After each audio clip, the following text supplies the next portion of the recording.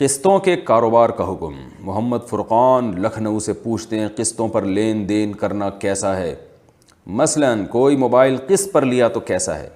جائز ہے، شرط یہ ہے کہ اسی مجلس میں آپ نے قیمت طے کرنی ہے۔ مثلاً دکاندار نے آپ سے کہا کہ یہ موبائل فار ایگزامپل یہ 50,000 کا کیش میں ہے، ایک مثال دے رہا ہوں میں، اور اگر آپ ادھار لینا چاہتے ہو یہ 70,000 کا دوں گا میں، تو یہ جائز ہے، لیکن اسی ٹائم آپ طے کر لیں کہ 70,000 والی قیمت پہ لینا ہے یا 50,000 والی قیمت پہ لینا ہے۔ اس ٹائم اگر آپ نے طے نہیں کیا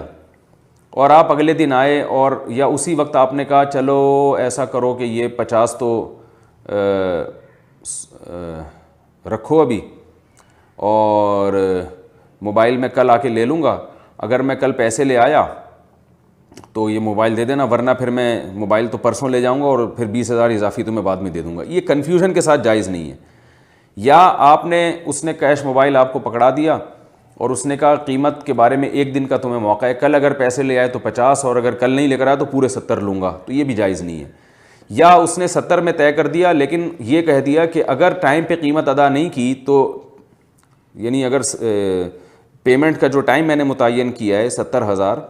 قسطوں میں، تو اگر تم نے قسطیں لیٹ کر دی تو یہ قسطیں بڑھا دوں گا میں، تو یہ بھی حرام ہے، ناجائز ہے۔ تو ایسی کوئی شرط اگر نہ ہو، سمپل یہ ہو کہ بھئی کیش پہ اتنا ہے، قسطوں پہ اتنا ہے اور ہر مہینے قسط اتنی دینی ہے، جو اس وقت سودا طے ہو گیا، ڈن ہو گیا، پھر اب اس میں چینجنگ نہیں ہو سکتی،